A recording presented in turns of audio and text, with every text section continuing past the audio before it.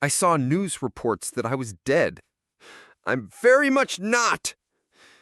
Hey Reddit, posting from a throwaway because, well, you'll see why.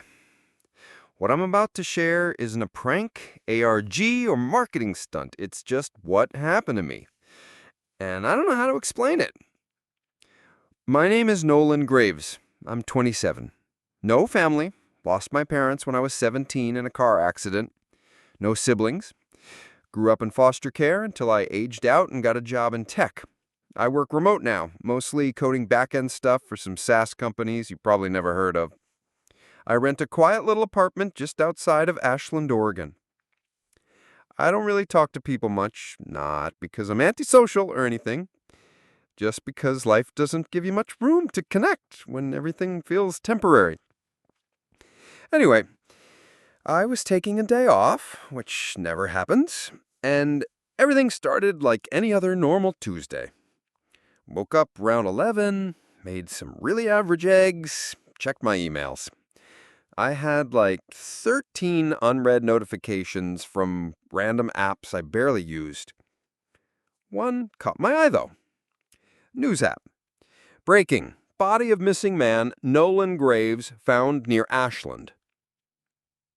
I laughed at first, thought it was a mistake or some algorithm screw-up. I clicked on it, and it wasn't a mistake. There was my name, my age, my city, even a blurry photo of me. I think it was from LinkedIn, maybe an old GitHub profile picture. Local man found dead in rural hiking trail, confirmed by authorities to be Nolan Graves. My stomach dropped. I refreshed the app. Another notification, different outlet. Then another. 4 local news apps had it. All variations of man found dead confirmed identity. I stood in the middle of my kitchen just frozen. I opened Twitter. There were already posts circulating about it in the local news threads. Even a subreddit post under r/Oregon with people speculating. Someone even commented, "Damn, I went to high school with this guy. Crazy." I didn't recognize the username.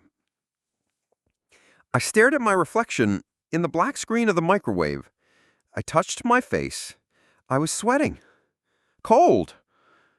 My ID was in my wallet, right where I left it. My phone hadn't been stolen. No break-ins. Nothing in my apartment looked touched. But the news said I was dead. And people believed it. I turned on the TV, went to the local station. There it was again. A full news report running at the bottom of the screen. The body was found near a remote hiking trail system, decomposing for several days. A wallet was recovered on site, confirming identity as Nolan Graves. No foul play suspected. They even had an interview clip from a fake neighbor saying, "Yeah, he always kept to himself, real quiet guy." I don't even talk to my neighbors. What the hell was this? That's when the fear kicked in. Not just confusion, real bone-deep fear. Someone was pretending to be me. Or worse yet, someone was me, and they were dead. Going to the cops. I called the local police station, told them, calmly at first, that the news had made a mistake and I was, in fact, alive. They asked my name. I gave it. There was silence. Then a quiet voice. "Sir, we're going to need you to come in immediately." So I did. I got in my car, heart pounding, took the 30-minute drive like I was floating through a dream. Every second felt unreal, like I was about to wake up in my bed covered in sweat and tell myself never makes NyQuil and horror podcasts again. 2 officers met me out front. They were stone-faced, like they didn't even want to believe what they were seeing. One guy even whispered to the other, "You're seeing this too, right?"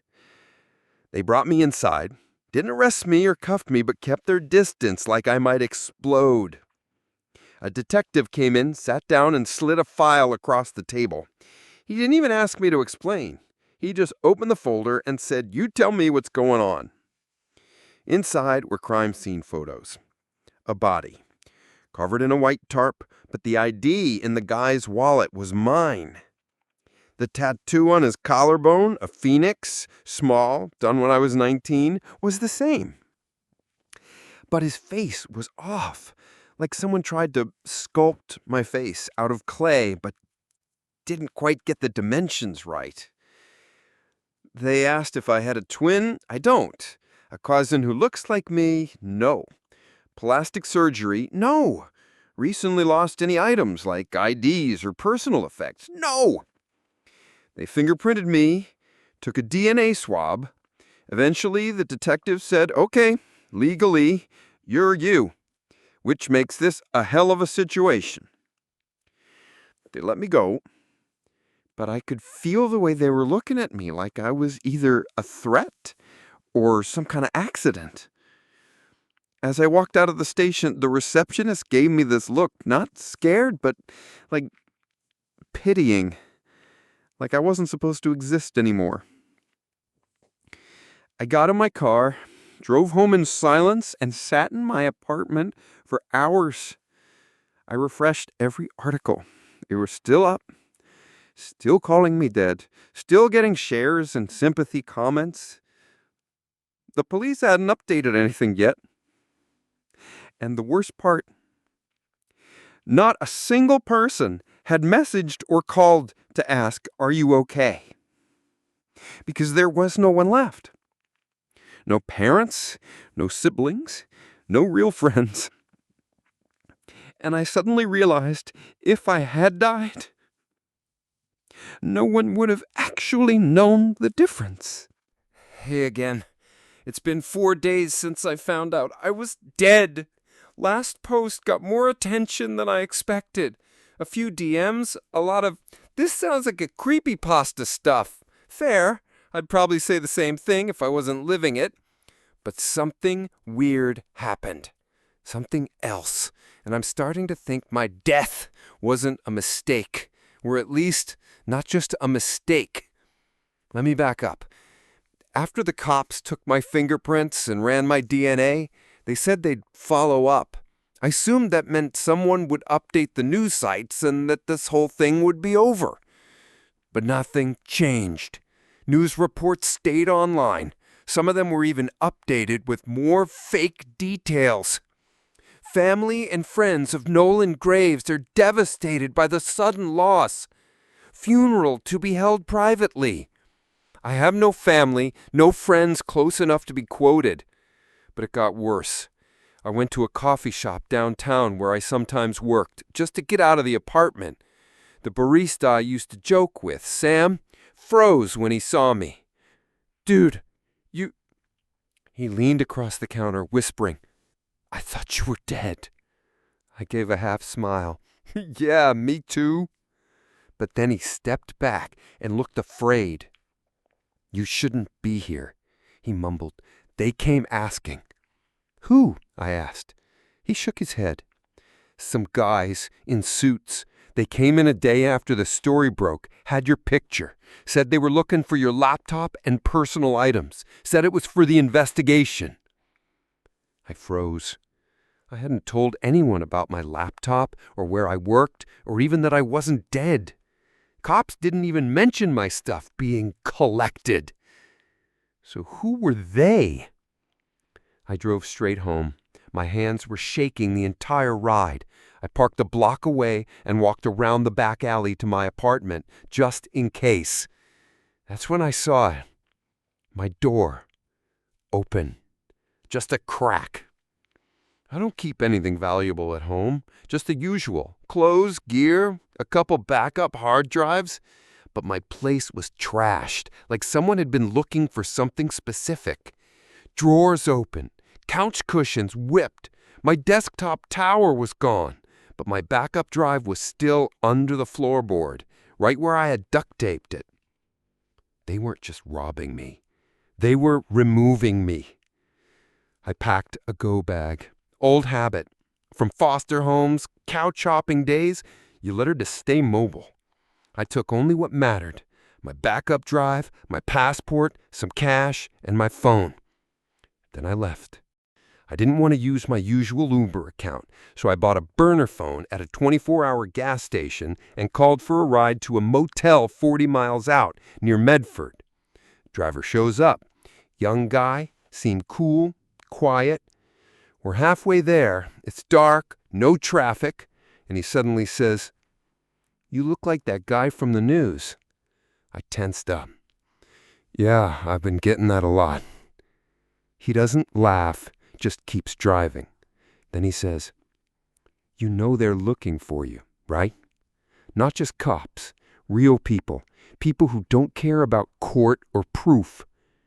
I turned to him slowly. "What did you just say?" He kept his eyes on the road. "If I were you, I'd get out of the state. Hell, out of the country. Whatever you did, someone wanted you gone, and now they want the rest of you gone." That ride felt like a coffin on wheels after that.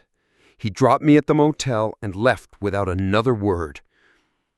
In my motel room, I connected the backup drive to an old Chromebook. On it were years of projects, some boring freelance dev work, a few dumb half-made games, but also a few encrypted folders. One was labeled For Zion Proto. I didn't remember naming it that. I opened it and found fragments of code I'd written 2 years ago when I was doing contract work for a biodata research firm in Portland.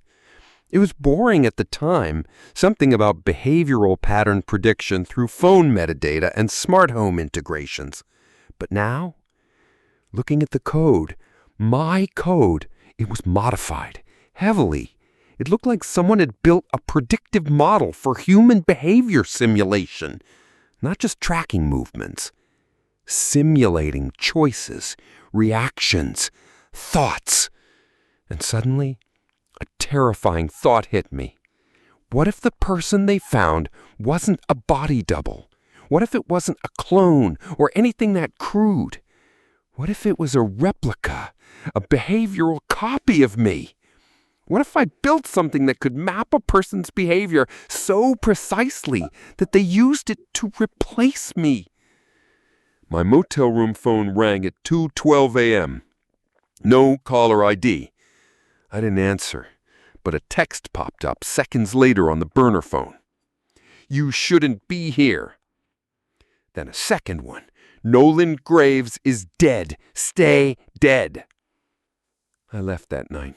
I drove east, slept in the car, burned the phone, paid cash for gas, no GPS, no Wi-Fi. I even wore sunglasses inside just to avoid cameras. I don't know who's after me. I don't know what I built, but someone wants me erased, and they already convinced the world I'm gone. Hey Reddit, this will probably be my last post. I don't know how long I've got before they catch up again. But if you're reading this, if you remember the name Nolan Graves, then just know I didn't disappear quietly. I rewrote my ending. After part 2, I kept running.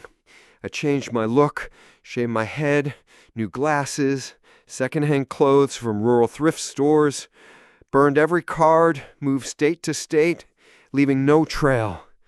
But I wasn't just hiding. I was digging. That backup drive from my old apartment, it wasn't the only copy. I remembered, stupidly, I'd once uploaded part of the encrypted folder to a private Git repo under an alias I hadn't touched since college. Logged in from a public library in Nevada. It was still there, and buried inside the code. Names, IDs, log files. Someone had run behavioral simulations using my data, voice patterns, sentence structure, biometric activity. They trained a model on me. And not just me. There were dozens of profiles, some tagged as active, others marked erased. One of the erased files was mine. Last login, the day after the news of my death. The name Zion Parallax kept popping up. I remembered them vaguely. a contractor for a data firm I'd worked with years ago. Super low profile, supposedly just back-end ops, but the files showed deeper involvement. Turns out they were the ones funding the research I helped write, and they'd built a full behavioral simulation tool using it. Purpose, translation, strategic influence management, behavioral proxy deployment. They didn't just want to predict people, they wanted to replace them. Imagine this. A fake version of a whistleblower speaks to the press just long enough to discredit themselves. Or a dead scientist gets quietly deleted from society while their replica does the bidding of the people who own the algorithm. I wasn't the first, but I wanted to be the last. I knew I couldn't beat them head on. No lawyer, no police, no media outlet would believe, hey, someone faked my death using an AI copy of my soul. But I still had a weapon. Myself.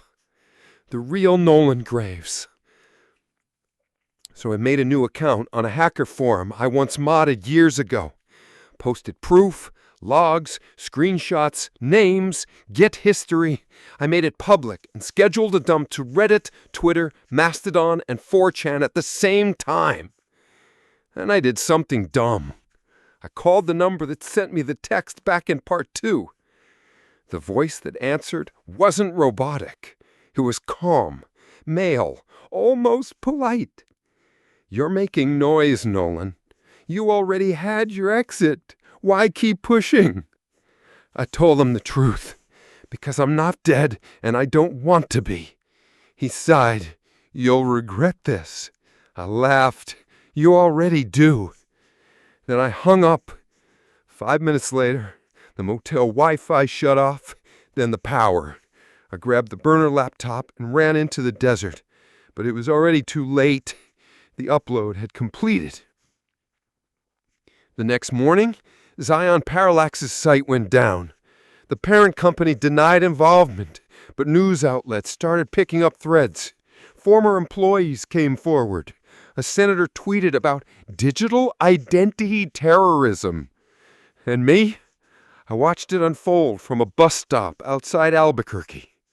I didn't celebrate, didn't smile, didn't even cry. Because all I could think was, they'll build it again, somewhere else, under another name. But they'd have to do it without me and without the code I deleted from every drive and repo that night. Life after death. It's been 3 months now. I live off cash jobs, farm work, RV repair, nothing flashy. I go by a different name now. No phones, no online presence. I don't miss the internet. Sometimes I think I see someone watching. A car that turns too many times behind me. A stranger who recognizes me a second too long. But I keep walking. Because here's the truth. They can replicate my voice. They can fake my smile. They can mimic my habits. But they'll never understand one thing. Why I kept going. Because I'm not just a sum of my data points. I'm not a model. I'm me. And I'm still alive.